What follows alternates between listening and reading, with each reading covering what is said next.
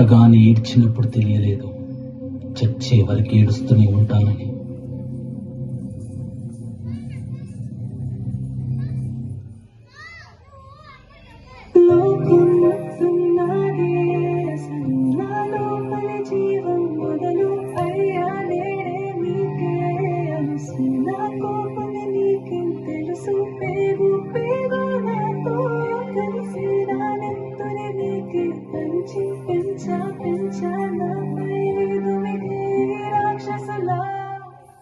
అత్యాచారం చేసి నోని ఊరి తీయాలి, మేడ పట్టి గొంతు పిసికి కాల పెట్టాలి. నేను చెప్పేదంత లోకం మొత్తం వీణ పడాలి, మీ చెల్లి కోసం ఏ రోజైనా నిలబడాలి.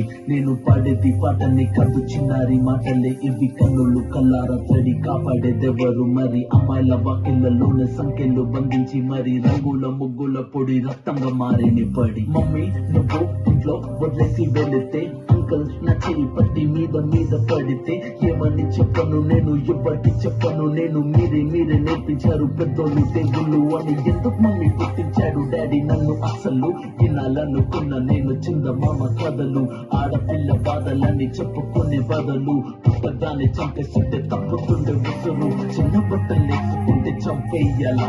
ఇంకెన్ని రోజులు దాచుకుంట ప్రాణం ఇలా? నేను చదువుకోవాలా లేదా బడికెళ్ళాలా? న్యూస్ పేపర్ మెన్ స్టోరీ అయిపోయా నిబాలా. చిరునవ్వులతో కాలం గడపాల్సిన చిన్నారి మనుషులని రంగేసుకున్న క్రూర మృగాలకు బలైపోయింది. 8 ఏళ్ల చిన్నారిని హింసించి అత్యాచారం చేసి చంపిన ఘటన మానవత్వానికే మాయలు మచ్చగా మిగిలిపోయింది.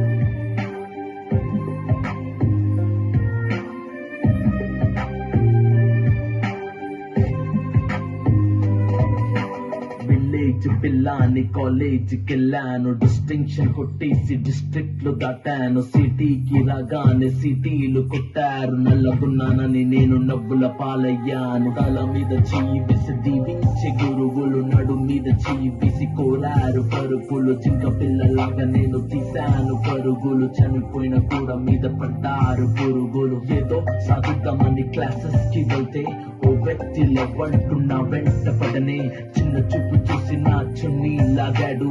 యాసిడ్ దాడుల్లో నా పేరెక్కించాడు, రోడ్డు మీద రేపు చేసి రోకల్తో చంపారు. మా డాడీ కుక్క పెట్టి ఏడ్చాడు, క్యాండిల్ పట్టుకొని వాకింగ్ చేస్తారు. క్యాండిల్ ఆరిపోగానే ఇంటికెళ్ళిపోతారు.